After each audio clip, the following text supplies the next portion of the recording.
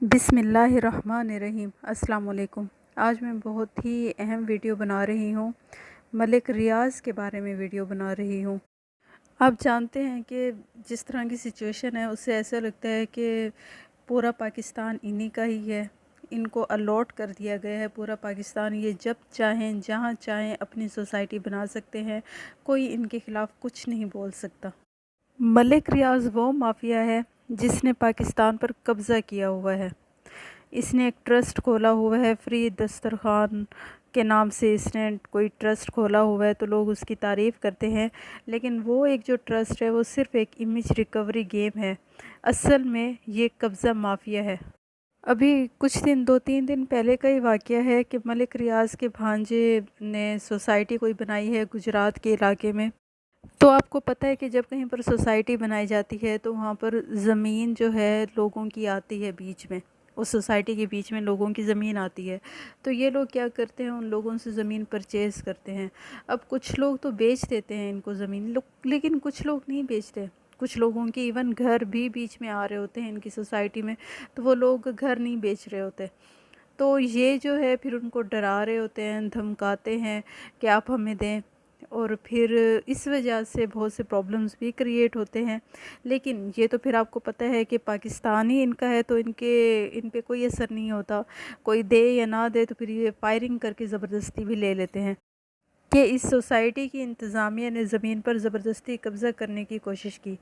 جب انہوں نے ایسا کیا تو اس زمین کے مالکان موقع پر پہنچ گئے اور ہاؤسنگ سوسائٹی کے گارڈ نے سیدھی فائرنگ کی تو 2 لوگ موقع پر مارے گئے، جبکہ بہت سے لوگ زخمی ہو گئے۔ اب دیکھیں، گارڈ نے تو سیدھی فائرنگ کرنی تھی، ظاہر ہے پورا ملک ان کا ہے، وہ زمین تو بیسیکلی ان کی ہے، وہ سوسائٹی پہ جو انہوں نے بنا رہے ہیں جہاں پہ سوسائٹی، وہ زمین تو بیسیکلی ان کی ہے، ملک ریاض لوگوں کی ہے۔ یہ لوگ بیچ میں آ کے کیوں بول رہے ہیں؟ لوگ بیچ میں آ کے احتجاج کیوں کر رہے ہیں؟ ان کی جرأت کیسے ہو گئی احتجاج کرنے کی؟ اب گجرات میں یہ جو میٹرو سٹی ہاؤسنگ سوسائٹی بن رہی ہے، یہ بزنس ٹائکون ملک ریاض کے بھانجے ملک بلال کے نام پر شروع کی گئی تھی۔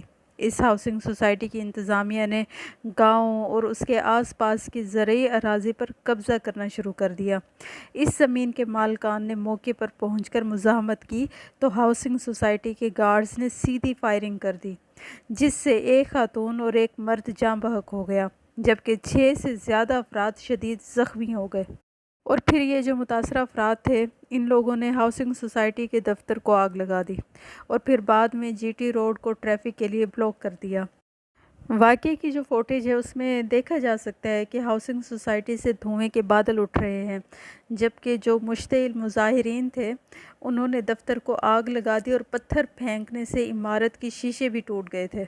اور اس کے علاوہ معلومات ہیں کہ اس پرتشدد مظاہرے میں کم از کم 4 موٹر سائیکلوں کو بھی نظر آتش کیا گیا، اور مشتعل مظاہرین کا کہنا ہے کہ ان کو ہاؤسنگ سوسائٹی کی انتظامیہ نے ان کے علاقے سے نکالنا شروع کر دیا ہے اور اس مقصد کے لیے فائرنگ کی گئی ہے، جس کے بعد مظاہرین نے سوسائٹی کے دفتر کو آگ لگا دی اور پھر جی ٹی روڈ پر دھرنا دے دیا۔ خیر، اس کے بعد پھر ڈی پی او گجرات نے بھی موقع پر پہنچ کر مظاہرین سے مذاکرات کیے، لیکن مذاکرات کا کوئی خاص نتیجہ تو نہ نکل سکا۔ پولیس کی جانب سے دھرنے کے اطراف بھاری نفری کو تعینات کر دیا گیا اور پھر ریسکیو ٹیمیں بھی وہاں پہنچی تھیں کیونکہ بہت سے لوگ زخمی ہوئے تھے۔ تو ریسکیو ٹیم اہلکاروں کا کہنا تھا کہ زخمیوں میں سے 2 کی حالت تشویشناک ہے۔ میں آپ کو بتاؤں، مجھے سم ٹائمز لگتا ہے کہ قصور ملک ریاض کا نہیں ہے، قصور ہمارا اپنا ہے، ہماری قوم کا ہے۔ ہم لوگ اپنے حق کے لیے اکٹھے نہیں ہوتے۔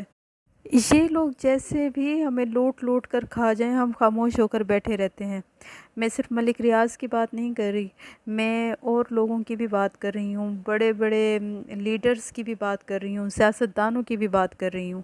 اب آپ یہ دیکھیں، بحریہ ٹاؤن جو ہے، یہ بحریہ ٹاؤن کراچی کے بارے میں بات کر رہی ہوں کہ بحریہ ٹاؤن کراچی میں کتنے لوگوں کے ساتھ ملک ریاض نے فراڈ کیا۔